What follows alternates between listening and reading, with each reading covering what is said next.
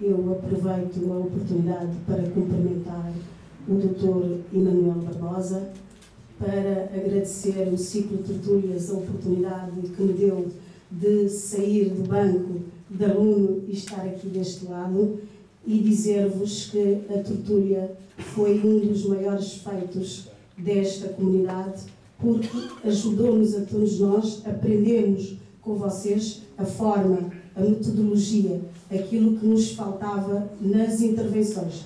Era sistemático irmos a todos os debates. Umas pessoas falavam 15 minutos, outras meia hora e outras não tinham oportunidade de falar. Todos nós estamos a adotar o estilo de tertúlia, que é limitar o tempo de intervenção a todos. Eu estou aqui a representar o PAICV Portugal. Eu fui eleita recentemente em março. É um cargo que eu assumo com o sentido de responsabilidade e humildade, porque eu projeto para Portugal. Aliás, para mim não faz sentido ter partidos políticos fora de Cabo Verde que não seja em prol da comunidade. Porque os partidos políticos só ganham eleições internas.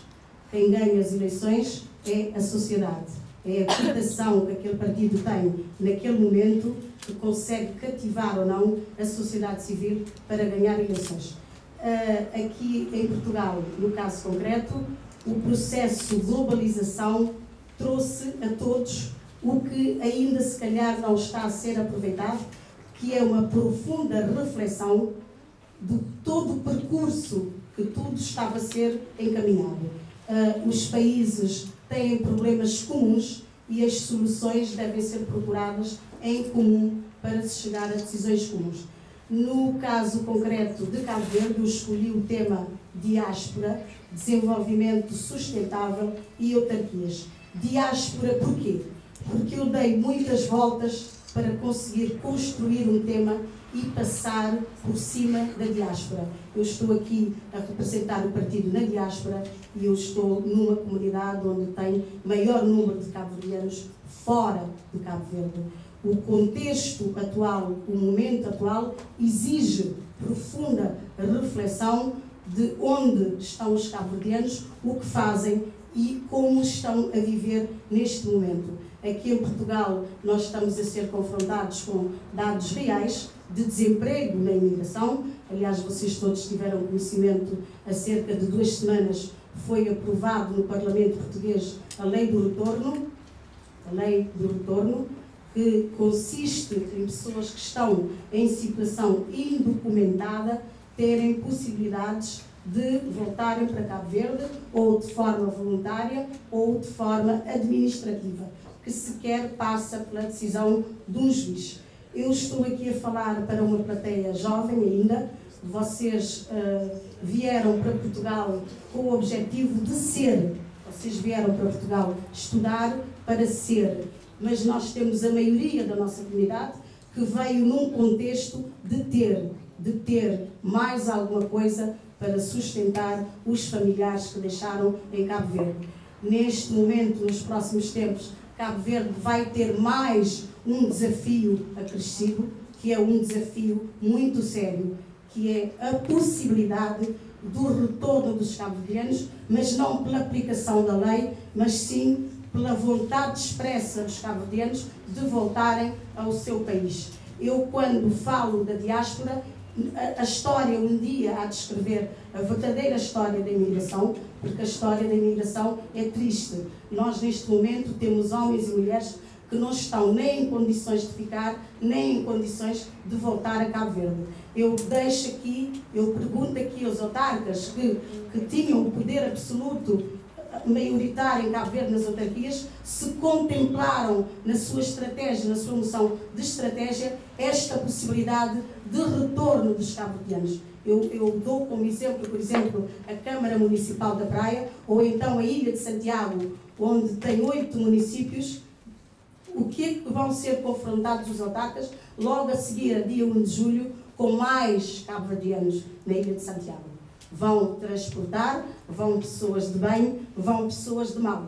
A sociedade está constituída, estratificada. Portanto, eu acho que o sucesso do desenvolvimento de Cabo Verde deveu-se ao contributo de todos. daqueles que ficaram e daqueles que saíram. E chegou o momento de Cabo Verde ser confrontado com a realidade daqueles que saíram.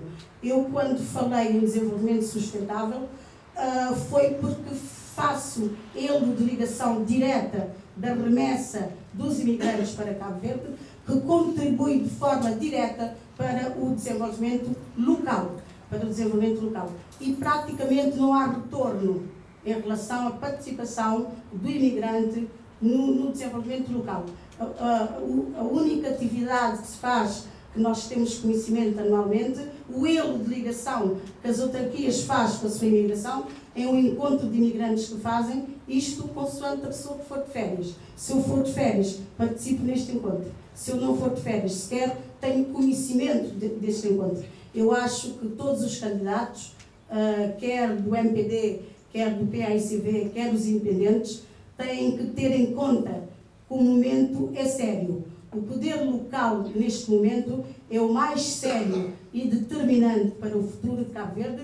Porquê? Porque o poder local é que tem contacto direto com as pessoas. O poder local acaba por, na prática, no dia a dia, ter mais poder que o próprio poder central. O poder central decide, toma as decisões, e o poder local lida com a vida das pessoas diretamente, a condição de vida das pessoas. Eu acho que todos os candidatos do PAICV, do MPD, da UCID e independentes devem, para mim, um bom presidente de Câmara é aquele que logo a seguir ao veredito final, ao resultado, consegue desligar-se do seu partido e ter como linha de horizonte os cidadãos da autarquia onde ele está inserido.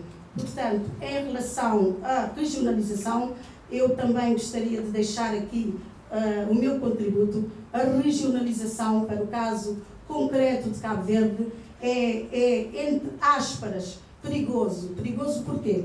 Cabo Verde, por si só, é um país distribuído por ilhas, separado por mar, não por terra, separado por mar, e a regionalização a ser feita, a vir a ser, será os cabo-verdianos, o povo, a decidir se sim ou não a regionalização. Eu acho que a regionalização não deve ser encarada como sucesso de partido A ou de partido B, até porque a versão mais acabada a propósito da regionalização foi apresentada pelo Dr. Onésimo Silveira, no partido PPS.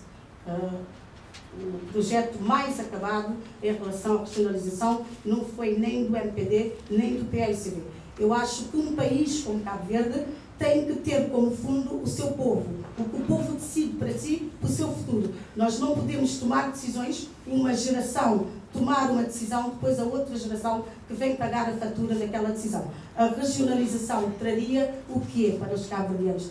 Nós sabemos que temos ilhas com menos recursos, temos ilhas com mais recursos, ainda por cima, quando se acrescenta a independência praticamente política e económica, o que é que a outra ilha que tem menos recursos económicos ia criar graves problemas àquela ilha que teria menos recursos económicos. Em relação ao PAICV, o PAICV apresenta-se no dia 1 de julho para as eleições autárquicas. É mais um desafio, como foram todos os outros. O PAICV é o partido que levou Cabo Verde à independência. A história não se apaga. A história não se apaga. Eu, quando fui a Cabo Verde em 1974, de Angola, eu hoje, quando vinha pelo caminho a pensar a história da imigração, saí de Angola para Cabo Verde, ainda criança, cheguei a Cabo Verde, que nós encontramos. Nenhum de vocês, se calhar, não faz a mínima ideia. Não é a vossa geração, talvez as pessoas aqui mais velhas. Eu muitas vezes cheguei a colocar-me na fila para comprar meio quarto de açúcar. Meio quarto de açúcar, porque açúcar aqui a Cabo Verde era em pequena quantidade, tinha que ser distribuído. Cada família levava meio quarto de açúcar. É desse país que nós falamos, um país pequeno, sem recursos naturais. O maior recurso de Cabo Verde foi o seu capital humano, que somos todos nós. Todos os cabo-verdianos assumiram o futuro do país para si e a opção, uns saíram para procurar melhores condições de vida para aqueles que ficaram lá, mas o sucesso de Cabo Verde é de todos nós e é incontornável, é incontestável o sucesso do desenvolvimento económico de Cabo Verde. Não somos nós, PAICV, a fazer este balanço, não somos nós, PAICV, a fazer esta avaliação. São as organizações internacionais que fazem de todos os outros países, que fazem de Cabo Verde. É incontornável, incontestável. Os partidos da oposição têm que fazer o seu papel, têm que contestar, é dever de todos os partidos da oposição em qualquer parte do mundo de contestar aquilo que está a ser feito. Mas esta percentagem de contexto tem que ter uma proximidade da realidade e da verdade. O Cabo Verde que nós temos hoje, nós temos desafios. Nós vamos ter desemprego, já temos desemprego, vamos ter mais percentagem de desemprego, porque a população cabo-verdiana é maioritariamente jovem e a nossa dimensão, a dimensão de um cabo-verdiano, a qualificação de um cabo-verdiano, a massa cinzenta de um cabo-verdiano é superior aos seus recursos naturais, é superior à sua dimensão. Eu acho que chegou o momento, o sucesso do futuro do desenvolvimento de Cabo Verde vai ser a nossa capacidade de aceitar a nossa realidade, a nossa capacidade de diálogo. Os autarcas vão ter que ter em conta os jovens que estão fora a estudar, mesmo aqueles que são descendentes daquela autarquia. Nós aqui em Portugal, por exemplo, na comunidade, também assumimos a culpa. Nós não podemos eternamente atribuir a culpa a Cabo Verde ao governo. Nós próprios também temos a nossa percentagem de culpa. O nosso maior desafio aqui em Portugal é rompermos a barreira da qualificação que nós temos por um lado e a quantidade que nós temos por outro lado, sem qualificação. O que seria esta comunidade se esta qualificação desse voz para quantidade sem qualificação? Neste momento nós temos dois lados da barricada.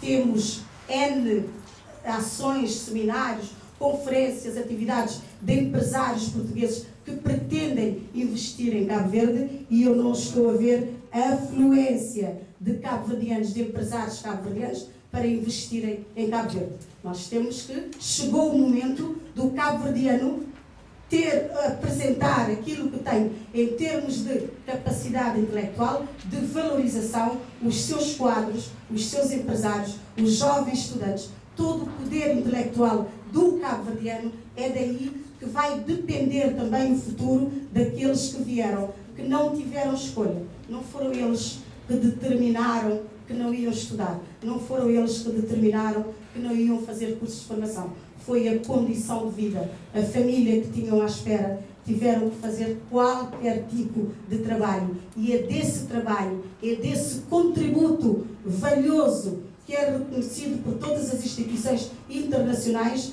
que nós falamos que todos os autarcas deviam ter na sua plataforma como fazer elo de ligação, como aproximar da comunidade, como aproximar dos cabo-verdianos que estão fora de Cabo Verde, fazer o balanço, fazer a estatística de quantos jovens temos aqui a estudar em final de curso, quantos quadros Cabo Verde vai poder contar nos próximos anos, se Cabo Verde tem ou não poder, o mercado de trabalho para absorver todos esses quadros. Meus senhores, eu acho que o momento é muito sério, de muita reflexão, e é melhor nós centrarmos naquilo que nos une, que é o amor à nossa pátria, que é Cabo Verde, esta bandeira que está aqui, em vez de nós centrarmos naquilo que nos divide, que é os ideais de cada partido. O sucesso de Cabo Verde vai depender, e também, consequentemente, do PAICV, da capacidade de diálogo que tiver com o partido da oposição, com todas as forças sociais, todas as camadas sociais. Eu aqui, recentemente, há 2 semanas atrás, aqui em Portugal, num outro contexto, no encontro de mulheres da CPLP, eu propus, nós aqui em Portugal, em vez de forma egocêntrica, cada um a fazer uma atividade por um lado, juntarmos esforços e criarmos um gabinete de apoio à crise para acudirmos os cabo-verdianos que que estão neste momento a viver em situação limite, que não estão em condições nem de ficar, nem de voltar para Cabo Verde. Eles dependem de nós, da nossa capacidade, do nosso poder intelectual, da nossa capacidade de intervenção, da nossa capacidade de diálogo. No dia 1, o PAICV apresenta-se nas 22 câmaras, aliás, é o único partido que tem candidatos em todas as 22 autarquias, de forma humilde, com determinação, como sempre. É mais um desafio. O PAICV é um grande partido. O PAICV é um grande partido. Por trás de boa governação, dos 10 anos de boa governação, sempre esteve um grande partido. Sem um grande partido por trás, nunca pode existir um grande governo. Agora, nós assumimos. Nós não vamos dizer que temos o melhor governo, porque nenhum país no mundo tem o melhor governo. Nós temos o governo possível, o que os nossos recursos nos permitem, os nossos contactos internacionais nos permitiu conseguir, o nosso esforço individual de cada um. Agora, para Cabo Verde também, as instituições precisam assumir a sua responsabilidade. Todos os chefes de serviço têm que assumir a sua responsabilidade, o cabo-verdiano individual aumentar a sua produção no local de trabalho, porque Cabo Verde, no futuro, não vai poder contar só com aqueles que lá estão, mas vai ter que contar com alguns cabo-verdianos, e não vão ser poucos, que também vão voltar a Cabo Verde. Portanto, o nosso sucesso depende também aqui em Portugal da capacidade de diálogo que tivermos os dois partidos, porque o que nos une é o problema da integração da nossa comunidade em todas as vertentes, em todas as classes. Vamos aproveitar os nossos quadros, vamos aproveitar os nossos jovens estudantes, vamos aproveitar a nossa mão de obra. Eu já disse aos empresários, transfiram a mão de obra que Portugal assume como a melhor mão de obra nos imigrantes, que é dos cabo-verdianos, transfiram esta mão de obra para Cabo Verde em forma de investimento. Muito obrigada.